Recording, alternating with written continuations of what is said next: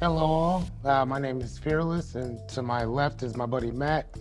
And this is a different view where we are two philosophers talking about a whole litany of different things. So, uh, last week I had this epiphany to talk about ancient law, and today we're going to talk about the differences as well as some of the similarities that the Ten Commandments have versus the 42 laws of Ma'at. Now, a lot of people probably don't know what the 42 laws of Ma'at are, but they are an Egyptian negative, what do they call it?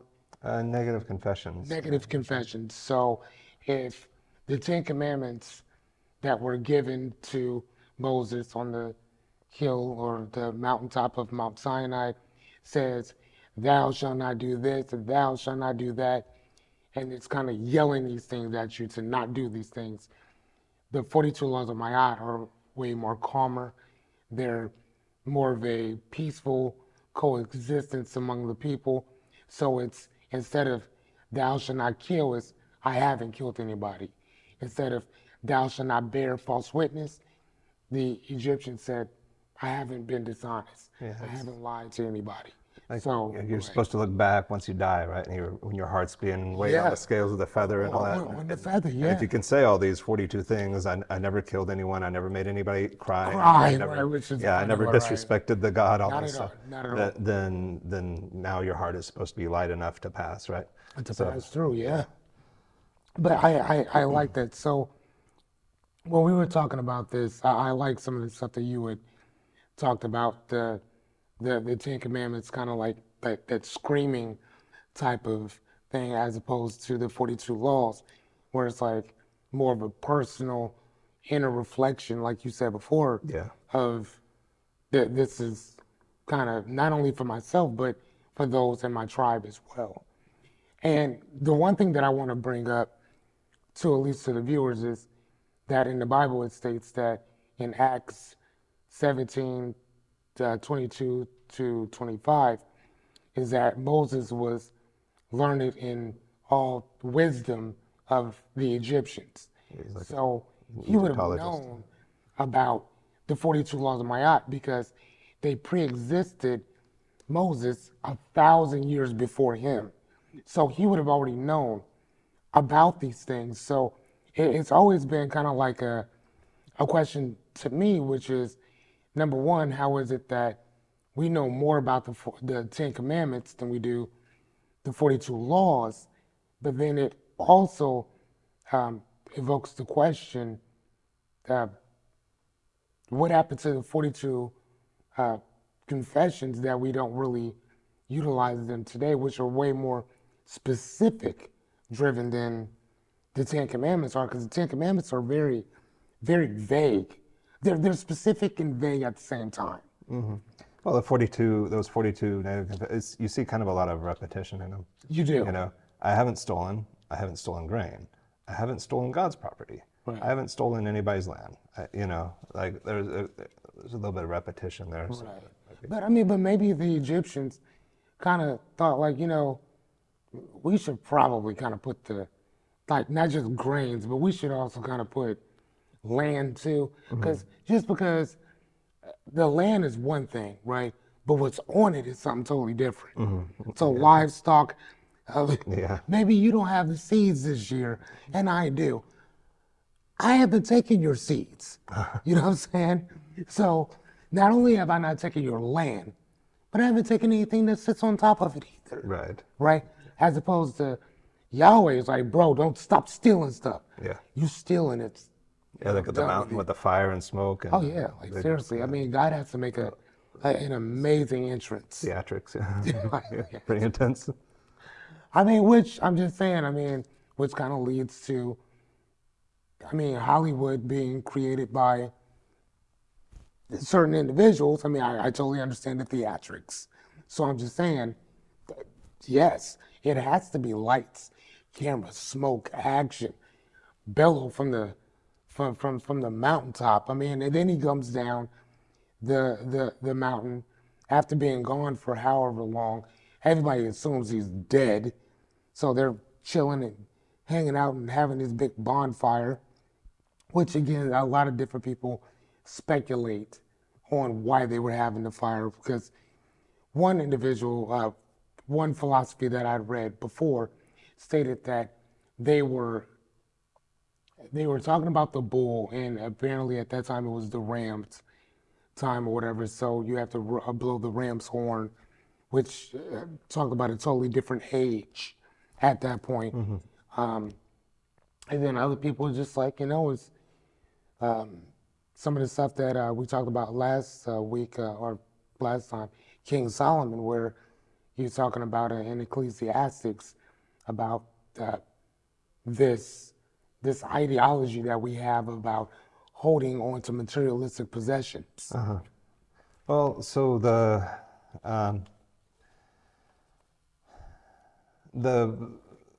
as far as being concerned with property and possessions and everything, I mean that's as far back as agriculture, at least, Right. But the thing I'd like to sort of point out between these two, because you have Moses, who presumably knows all about these The 42 laws, yeah, for sure. confessions, and then come in to Right. present the Ten Commandments. There's a pretty big difference between the two that you might say is introduced with Moses there. Okay. That the first 4 commandments, right, are not about living peacefully with your neighbors. No, it's not. No, they're about number one, I am your God, and I saved you from slavery, so you owe me this, so you don't have any gods before me, right? Not at all. Like so the first thing, I'm going to talk about forgiveness versus forgetfulness here, but the first thing is that here's something you better remember, right? Or look back at the laws, the confessions of Ma'at.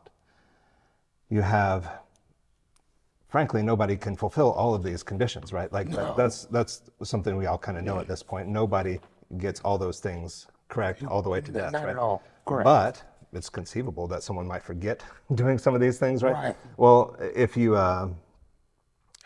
if you're, I know where you're going. yeah, if you're going to get your heart measured against the feather, weighed against the feather, and you're probably better off not remembering all that bad stuff you did. And if you want to avoid doing some bad stuff, you're also probably better off not remembering a lot of the bad stuff other people did to you, because you won't be so mad, maybe, Right, But I'm saying it's conceivable that there's more impetus to forget stuff, to forget the bad stuff in the first instance, in the 42 confessions of Ma'at, Right.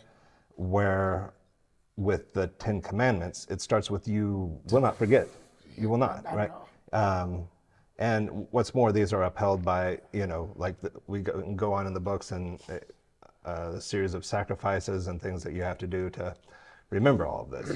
Not to only remember what was done for you, you're brought out of slavery, but also to remember your sins. You got to remember your sins so you can make the sacrifices for them. Correct. And you're certainly going to remember them after you see the blood of the, whatever animal, the lamb or the dove, So there's no forgetting here, right? No. With the 10 Commandments, there's only forgiving. But I'm going to go talk just a little bit, taking from Alenka Zupancic, just the philosopher we were talking about the other day. But, buddy. But if you're forgiven your sin, right, by these sacrifices, you are not ever forgiven for being forgiven, right? The debt of the God that came and brought this salvation and forgiveness to you is always going to be over your head, right? Always.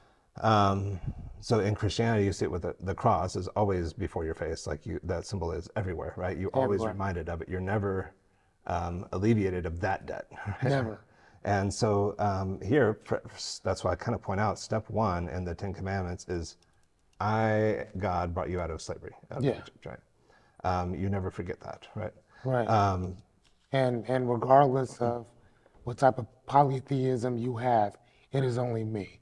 I could care less who you talk to or who you pray to before. I'm it. Yeah. That's it. Yeah. There is nobody before me. There's nobody after me. I'm it. Alpha, Omega, boom. Yeah, that That's jealousy it. isn't present in the other one. Not whatsoever. Yeah. I mean, it's kind of like, again, if we were to look at this from a, if we were to look at this from a, and take this from like actual real people in life, this is kind of like an Ike Turner, Tina Turner type of situation. It's like you will never forget what I've done for you, period. And if you do, I'm gonna handle you. You know what I mean? So, I mean, and the crazy thing about it, now I don't want to say crazy, I have to say, ironic thing about it is that these ancient laws, these moral laws, or this particular code is mainly in the Abrahamic religions. So you're talking about Judaism, Christianity, as well as Islam, as well, and I'm sure a couple other ones as well that kind of borrowed from.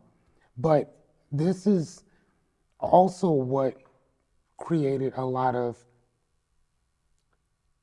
Western type of laws as well, and a certain code that we still follow to this day or whatever. I mean, a lot of our laws, I mean, the Declaration of Independence, a lot of those things are created based off of those 10 things. But even with that, I mean, maybe. I mean, well, you gotta think like a lot of these things don't murder. That's present in a lot of places other than the Ten Commandments. So well, I I mean, didn't say we right, took it from that, but I mean, right. But I some mean, were too. but at the same time, though, like we said before, I mean, the word murder and kill, I mean, depending on what book you're reading it from or whatever, one thing is murder is the intention to take a life for whatever your reason may be.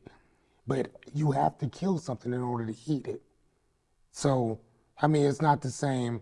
Murder and kill is not the same thing. So, one of the biggest things that in reading all this and kind of going back that I had to kind of try to understand was the definitions that people used then versus what we use today or whatever, especially with that one word. But that one word means a lot. I mean, killing a person, like, I mean, well, it says, do not kill, right? So does that mean that if you're gonna come for me, I can't protect myself? Or is that murder if I know that you're coming for me and I get to you first? Well, no, right, but that distinction I would say is probably made, and not just in here, and not just in our laws. Like Correct. that's also a pretty universal distinction. All Right. the same societies that prohibit murder also allow warfare, right? So Yes, it's not indeed, like don't they? it's never been. I don't think that we've ever been too confused about that, No. distinction. But at the same time though, like talking to a lot of pastors as I have throughout my 45 years of life, you hear that constantly though. Thou shalt not murder, thou shalt not kill, thou shalt not do this, thou shalt not, all these things or whatever. And it's kind of like, yeah, I hear that, but at the same time, if if if we actually live by these codes, these laws, right?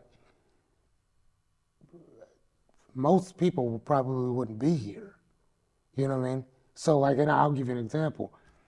So if if the early Christians abide by the ideology, thou shalt not steal, right? And that would mean that certain people wouldn't have went to Africa, stole a bunch of people, and then came back with, you know what I mean? Yeah. Because they'd be like, nah, I'm not doing that because it says here not to do this, right? Yeah. Stealing another person's land. We wouldn't be here if that same thing didn't occur. So it's kind of like we cherry pick these laws if and when we need them, and then we kind of disregard, Oh yeah. if and when we don't. But and I think that one of the biggest reasons why I kind of really wanted to talk about this was because, again, like I said before, the Ten Commandments are very broad, whereas the 42 laws are more specific than that. And now again, they don't cover everything. What would, right?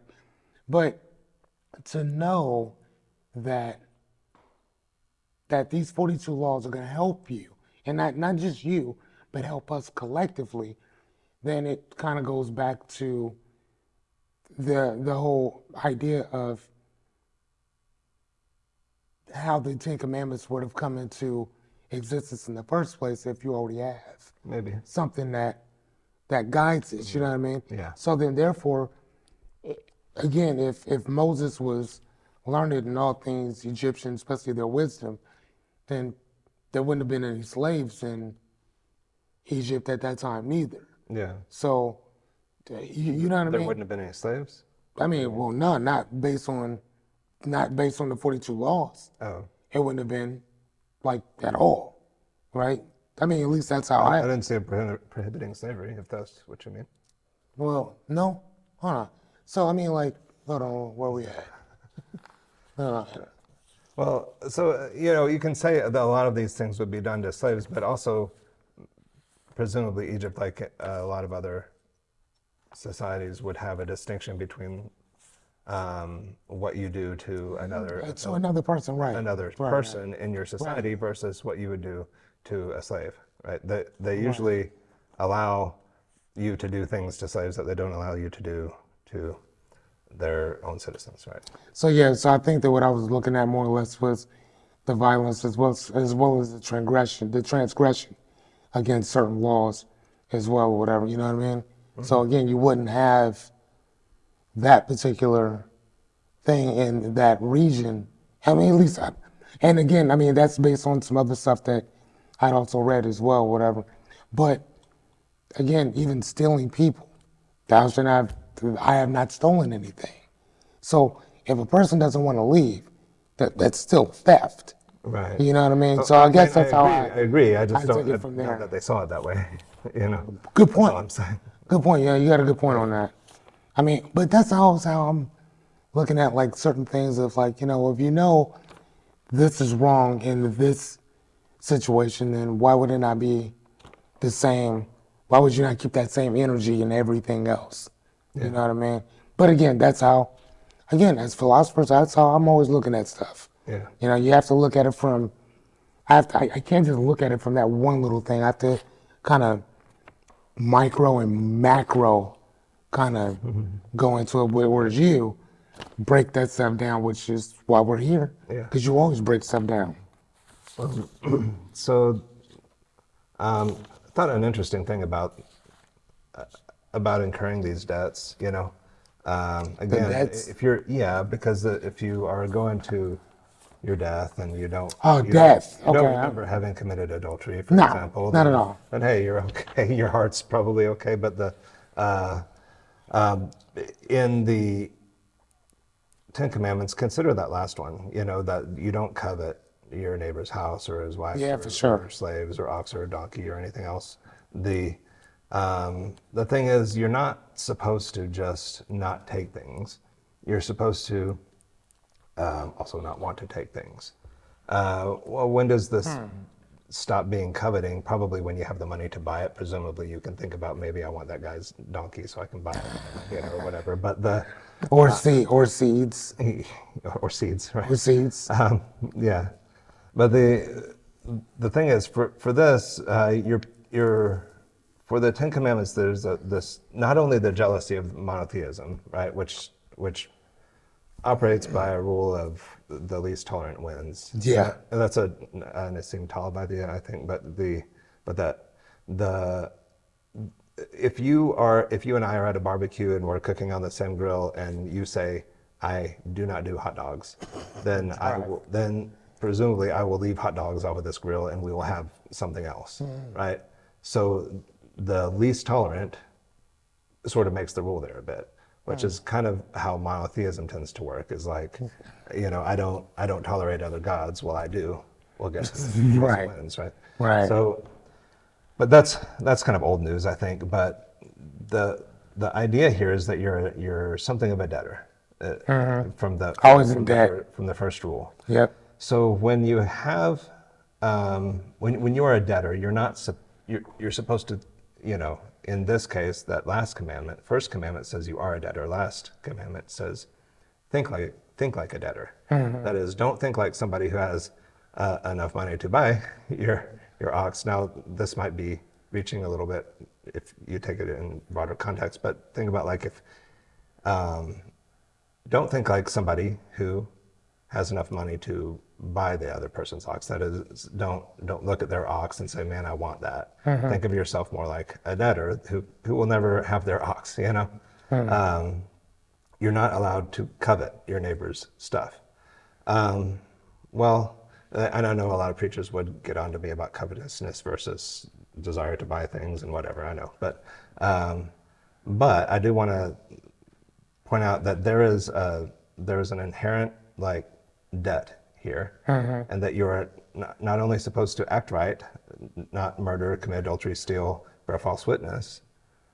You are also supposed to consider yourself in debt to God, right? And how does this continues to operate? I think something as monotheism spread, and we have Christianity, especially through the West, like spread so much that this forever position of the debtor kind of takes hold in a way that expresses itself in our material conditions as well. So being in our society today, even if you are not a Christian, you are very likely, I think, to still act like a debtor in the sense that you're supposed to act as though any job you're given, right, is a blessing to you. Whatever situation you have, it's a blessing to you. You're supposed to be grateful for it. You're not supposed to be looking out and saying, "Man, no, I want something else. I want something different," right?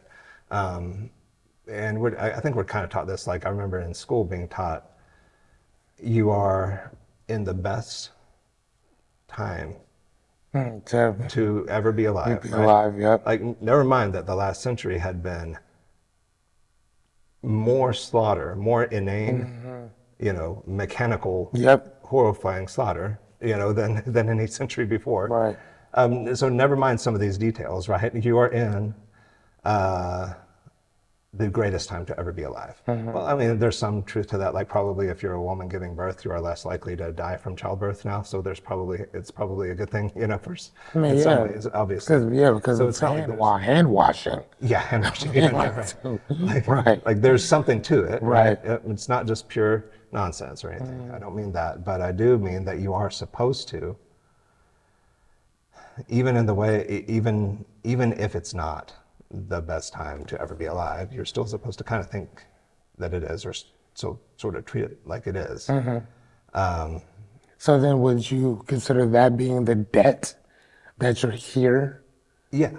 Okay. Yeah. Okay. Yeah. So I guess what I'm saying is like after this goes for so long, this starts to express itself whether God is present or not. Yep. That is like whether you adhere to this religion or not, you're still adhering to this basic idea that I am a debtor to something, right?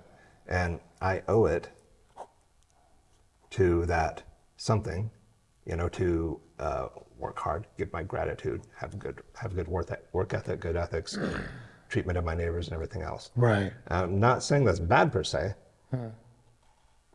Obviously, I'm not hoping people will just have worse work ethics and start treating their neighbors badly. Right. But I have to say it's a fundamental difference from the old way, right? From the way of forgetting. Right. And that's a Nietzschean distinction too, between forgetting and forgiving. Right. So it is different from the old way. Now, I think there's probably people that will look back and go, "Oh, we can go back to the old way," but that's always naive, right? That's never gonna. You don't do that. So we're talking about like the concept of the static morality of the system that we were talking about, like on Saturday, like the master versus the slave, the old versus the new. Well, even not like even if we didn't go that far with it, like even if we're just looking at the basic mechanism of forgetfulness, versus forgiveness, like even just going only that far, right? So one of the things that I used to have this ongoing joke in my head And the joke was, what happens if you, like in your 20s, you were a stripper, right? And then you're 80 years old, you're suffering from Alzheimer's. And for some reason, you hear some song pop on, and you get up and you just start taking it off. And again, you don't know what you're doing, Okay. but you do know what you're doing because back in the day, that's what you used to do. Now, nobody else knows about what you did back then except for you because all your friends are gone, family, you never told them.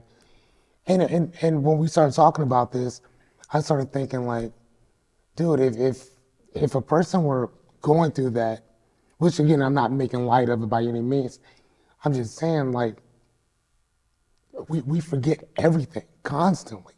We're always forgetting things. And even the things that we think happened, sometimes they didn't happen the way that you think that they did. So at what point do you ever look at yourself subjectively? You know what I mean? Like, is that even possible to stand in front of somebody and say, I haven't done these things, or I have done these things, or I don't even remember doing that to that person. What happens if you did something? Joseph Smith says that, what did he say? He said at 8 years old, you're now a man or a woman, or no, how do you say it? He said once you're 8 years old, you're now justified, well, not justified, but what's the word I'm looking for? Accountable Oh, okay. as an adult for your sins. So if I did something when I was 7, we have a problem. Yeah. Because I don't remember, especially being at 45 years old. Yeah. But I don't know. Again, just one of those things that I consistently think about. All right.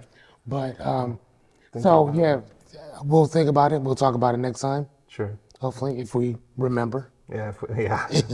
If we remember. But actually, no. I think next week I kind of can't wait for next week, man. What we were talking about Saturday about Nietzsche.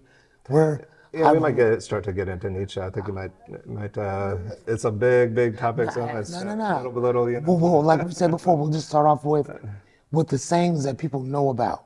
Oh, okay. Yeah. You know what I'm saying? We'll start off with that, and then we'll dive deep into that because, like, what you showed me was what you created was like, I mean, like I've been on that just since we talked about it. Like I look at everything from that lens.